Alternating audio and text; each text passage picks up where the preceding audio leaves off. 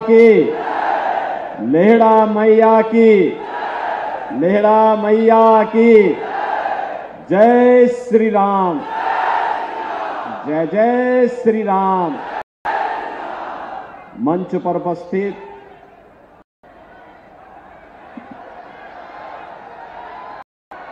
केंद्रीय मंत्री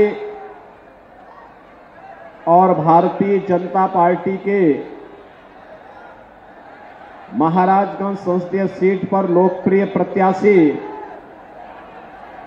श्री पंकज चौधरी जी, भारतीय जनता पार्टी के जिला के अध्यक्ष श्री संजय पांडे जी, माननीय विधायकगण श्री ज्ञानेंद्र सिंह जी, जयमंगल कनौजिया जी, प्रेम सागर पटेल जी, ऋषि त्रिपाठी जी, पूर्व विधायक श्री बजरंग बहादुर सिंह जी, जिला के प्रभारी श्री राम जियान मौर्य जी, निषाद पार्टी के जिलाध्यक्ष रामनाथ निषाद जी, अरुण शुक्ला जी, नरसिंह पांडे जी, मंच पर उपस्थित भारतीय जनता पार्टी और सहयोगी दलों के हमारे सभी पदाधिकारीगण, भारी संख्या में महाराजगंज संसदीय सीट पर उपस्थित फरेंदा विधानसभा, नौतमा विधानसभा, पनियरा विधानसभा और अन्य विधानसभाओं से जुड़े हुए मेरे सभी उपस्थित बहनों और भाइयों, आज मैं अंतिम चरण के मतदान के लिए महाराजगंज संसदीय सीट से जुड़े हुए आप सभी मतदाताओं को अपील करने के लिए मैं यहां आया हूं। महाराजगंज की धरती महायोगी भगवान गोरक्षनाथ की पावन साधना स्थली के साथ ही माता लेहड़ा देवी की कृपा की भूमि है, स्वतंत्रता संग्राम सेनानियों की भूमि है।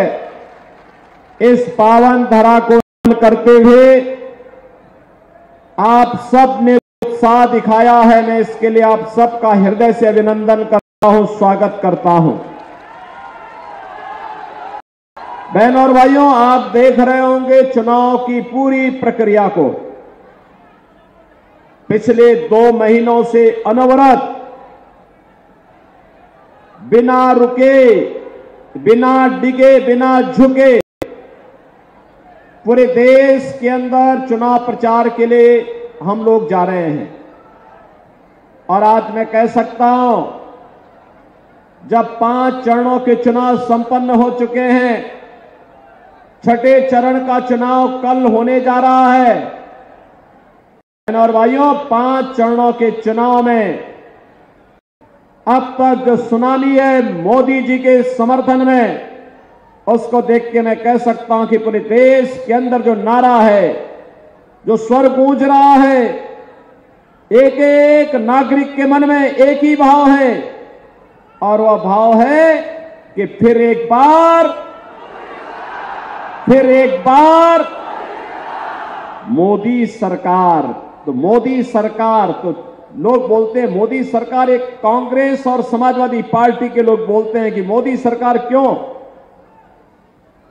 तो जनता ही कह देती है, इसलिए क्योंकि अब की बार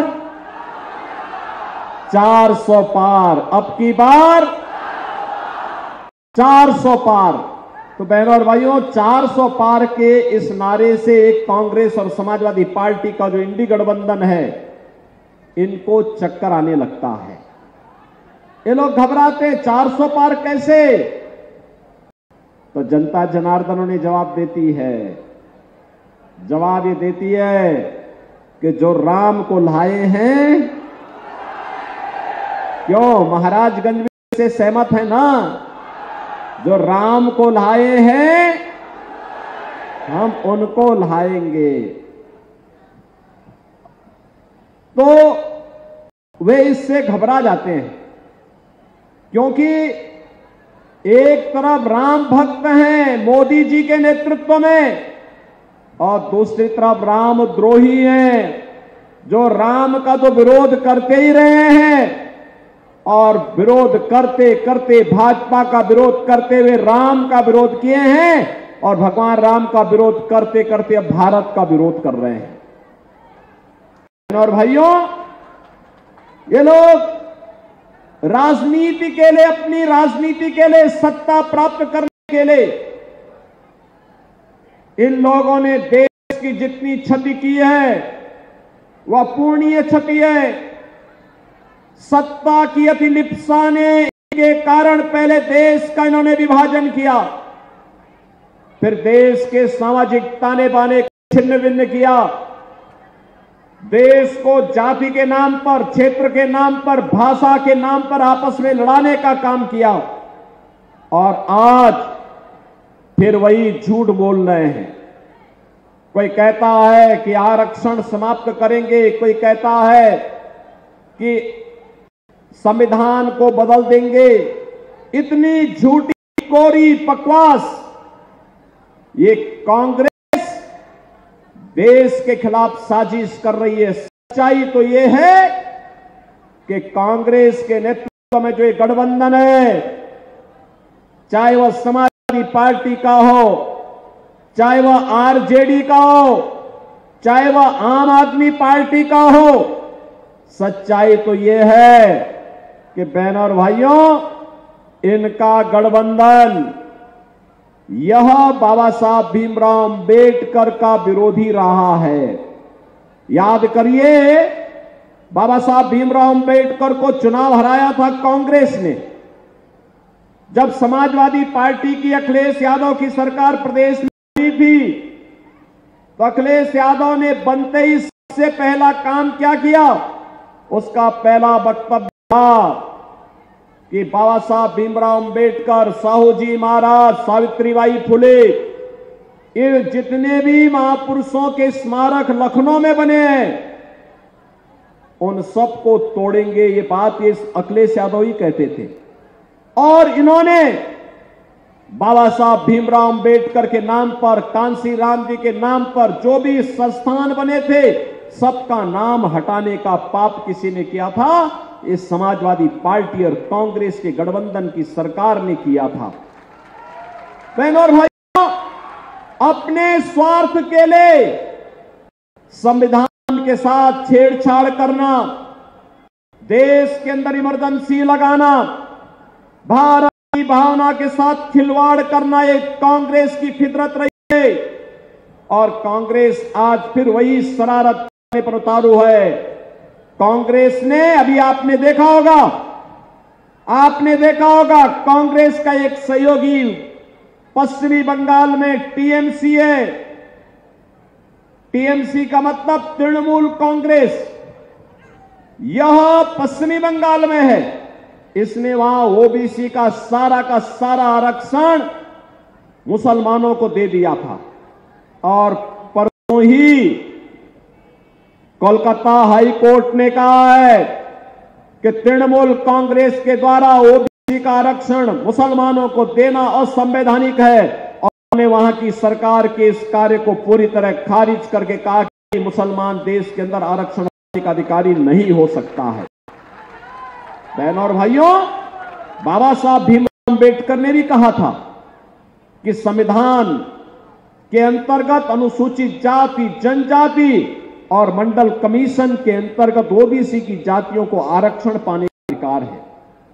यह आरक्षण धार्मिक आधार पर नहीं हो सकता है। बाबा साहब भीमराव अंबेडकर ने कहा कि धर्म के आधार पर आरक्षण ये भारत के विभाजन की नींव डालना जैसा है और 1947 में भारत का विभाजन हो चुका है। अब हम भारत का दूसरा विभाजन नहीं होने देंगे। और बहनों और भाइयों, इसीलिए ये कांग्रेस के लोग, इनका मैनिफेस्टो अगर आप देखेंगे, इनका घोषणा पत्र देखेंगे, बहुत खतरनाक बातें उसमें रखी हुई हैं। मैं उस पर चर्चा करूंगा, लेकिन मैं आज आपसे कहना चाहूंगा कि बहनों और भाइयों, आज हम नए भारत का दर्शन कर रहे हैं। पहले मुझे बताओ, महाराजगंज से कितने लोग अयोध्या गए हैं दर्शन करने के लिए? कितने लोग गए हैं? काफी बड़ी संख्या गई है। लेकिन मैं पंकज चौधरी जी से भी और बजरंग बहादुर सिंह से भी कहूंगा, ज्ञानेंद्र सिंह से भी कहूंगा, जयमंगल कनौज से भी कहूंगा और प्रेम सागर पटेल से भी, ऋषि त्रिपाठी से भी कहूंगा, चुनाव के बाद एक बार महाराजगंज वासियों को पूरे धूम धड़ाके के साथ अयोध्या का दर्शन करा के लेके आ जाइए। आज आप अयोध्या जाएंगे ना, एक नई अयोध्या नजर आएगी। ऐसा लगेगा जैसे प्रभु राम के समय की अयोध्या आ गई है। जो गए होंगे उनको अच्छा लगा होगा ना? अच्छा, आप मुझे बताओ, अयोध्या में भगवान राम का जो मंदिर बना है और अयोध्या ये सज गई है, क्या ये कांग्रेस के लोग कर पाते? क्या ये समाजवादी पार्टी के लोग कर पाते? क्या ये काम बहुजन समाजवादी पार्टी के लोग कर पाते? बहन और भाइयों, ये काम केवल भाजपा कर सकती है, ये काम केवल मोदी कर सकते हैं। लेकिन इसका श्रेय भी आपको लेना चाहिए, श्रेय लेना चाहिए। आज आप इस बात के हकदार हैं कि आप अपनी वर्तमान पीढ़ी को और भावी पीढ़ी को कहने के अधिकारी हैं कि राम मंदिर हमने बनाया है। बोलिए इस बात को। अगर मोदी जी को और योगी जी को ताकत मिली है तो आपके वोट की ताकत मिली है। आप जब कमल के चुनाव चिन्ह पर वोट डालते हैं ना, तो यही वोट हम सब की ताकत बनती है और उसी वोट पर हम हिंदू विरोधियों को, सनातन विरोधियों को, भारत विरोधियों को मुंह तोड़ दे करके अयोध्या में रामलला को विराजमान कर देते हैं और बड़े बड़े आतंकवादी और माफियाओं का राम नाम सत्य है की यात्रा भी निकाल लेते हैं। बहनों और भाइयों, ये नया भारत है। एक तरफ विरासत, भगवान राम का मंदिर भव्य बन गया है, अयोध्या सज गई है। काशी में जाएंगे, काशी विश्वनाथ भगवान की नगरी फिर से सज धज गई है। गोरखपुर में आप जाएंगे, बाबा गोरखनाथ की नगरी भी सज धज गई है। मथुरा की तरफ हम लोग बढ़ रहे हैं। आपने देखा होगा लेढ़ा मैया के यहां भी तो हम लोगों ने काम कराया था, जब ये बजरंगी यहां पे विधायक थे, कराया था ना।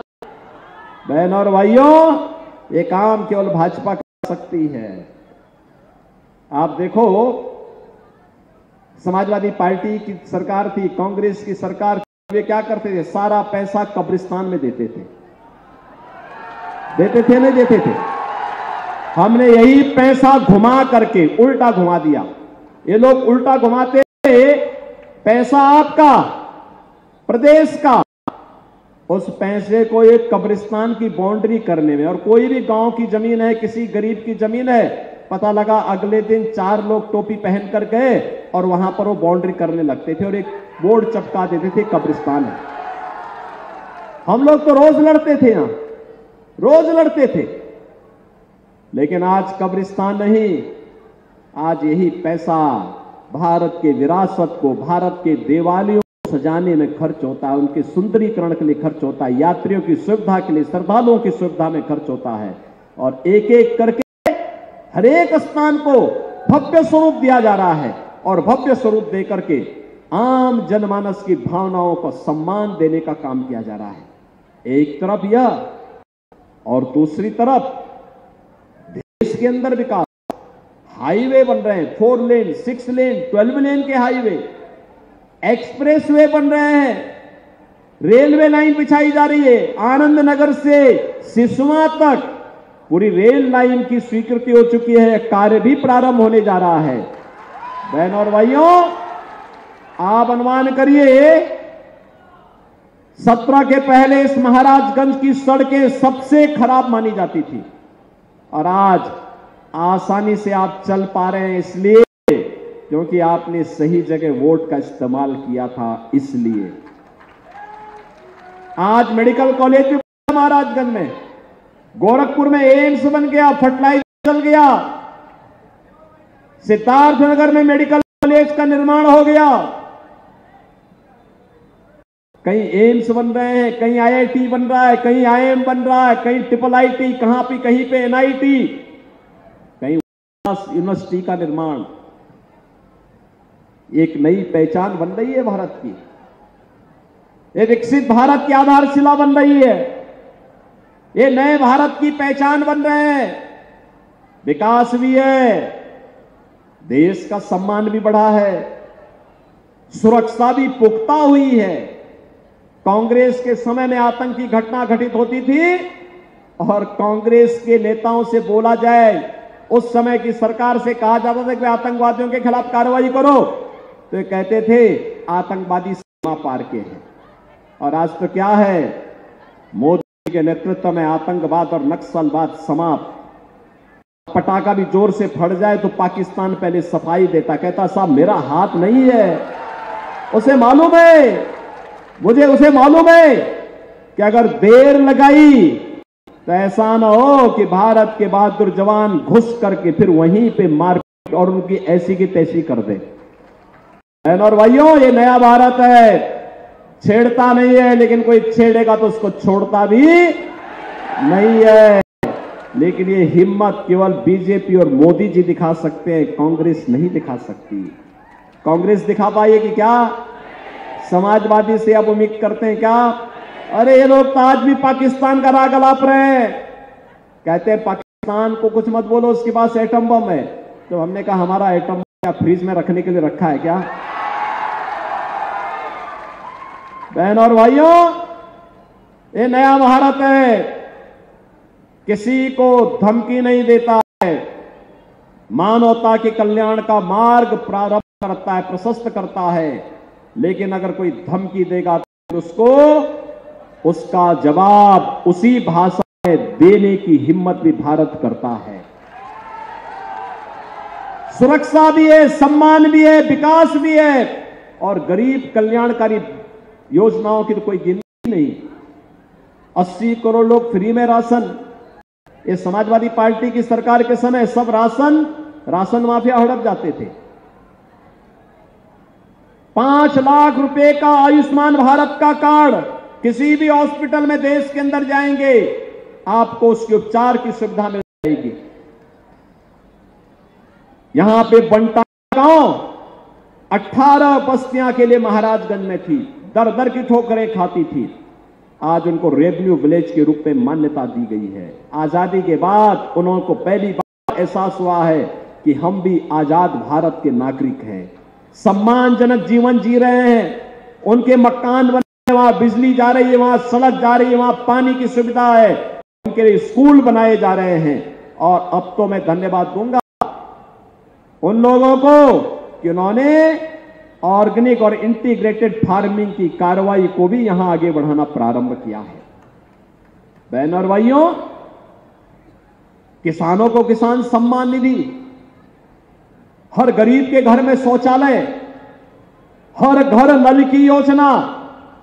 याद करिए 2017 के पहले इंसेफ्लाइटिस से, नौ की बीमारी से सर्वाधिक मौतें महाराजगंज और कुशीनगर जनपद के मासूम बच्चों की होती थी। क्या ये समाजवादी पार्टी और कांग्रेस के लोगों को नहीं दिखता था क्या? एक गरीब का बच्चा था और समय दम तोड़ता था, इनकी संवेदनाएं नहीं पिघलती थी।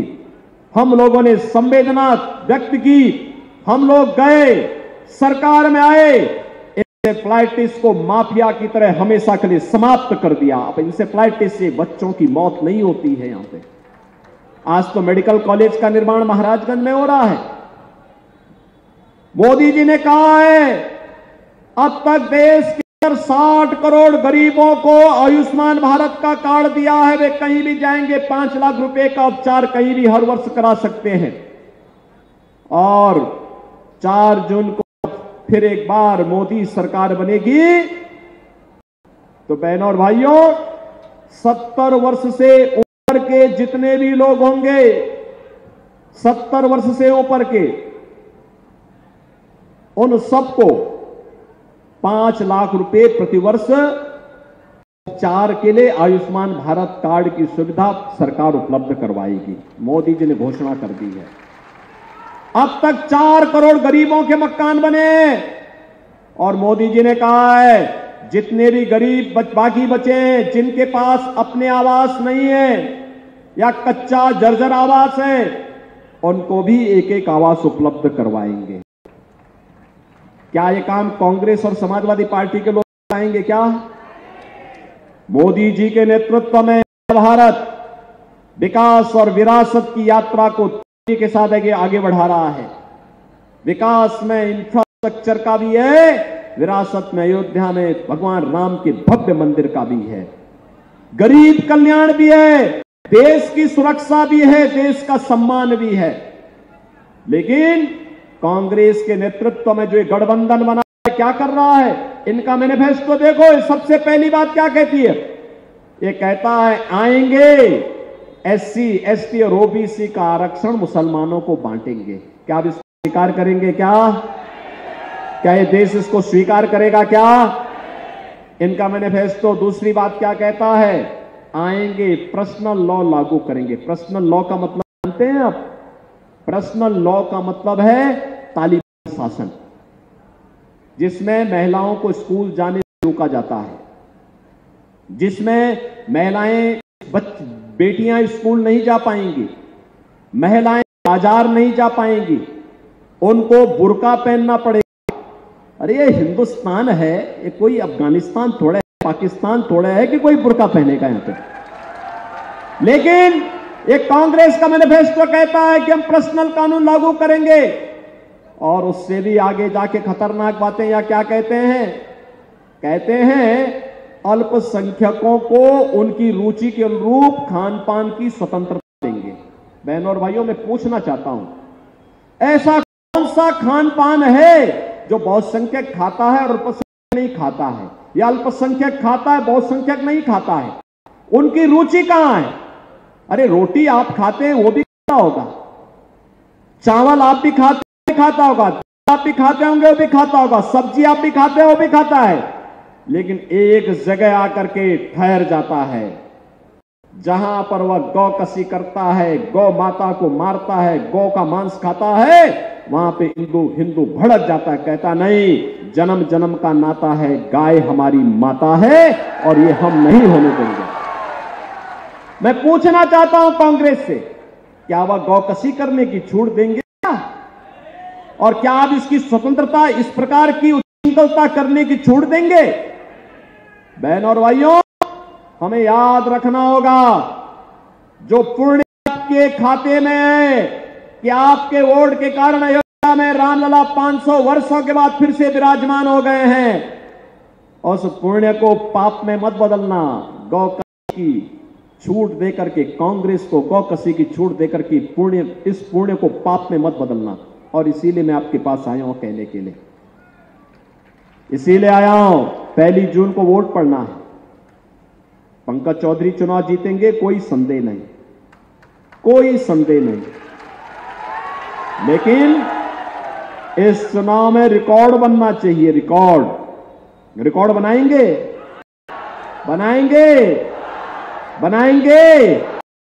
थोड़ा महाराजगंज की आवाज में जोर से बोलो, ऑर्डर का जनपद है हमारा, रिकॉर्ड बनाएंगे।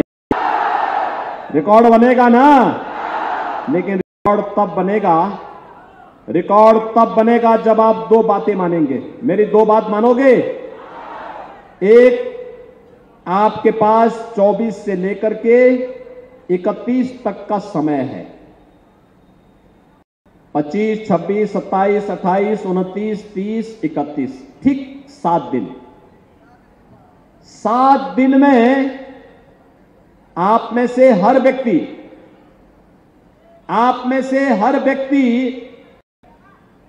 5-5 घर जनसंपर्क करके उस घर के प्रत्येक सदस्य को, जो वयस्क मतदाता है, उससे संपर्क करके उसको कमल चिन्ह पर वोट डालने के लिए तैयार करेंगे। तैयार कर पाएंगे। एक व्यक्ति का मतलब 35 वोटर इन 7 दिनों में उसको तैयार करने, 35 परिवारों से, 35 परिवारों का मतलब लगभग 100 घर, 100 लोगों से, 100 मतदाताओं से, हर व्यक्ति 100 मतदाताओं से संपर्क करके भारतीय जनता पार्टी के चुनाव कमल के फूल पर वोट डालने के लिए तैयार करेगा। और दूसरा काम, 1 जून को सुबह 5 बजे जग करके पूजा करके और को फोन करके तैयार करना और 10 बजे के पहले उन वोट को मतदान केंद्र में ले जाकर के मतदान करा देना।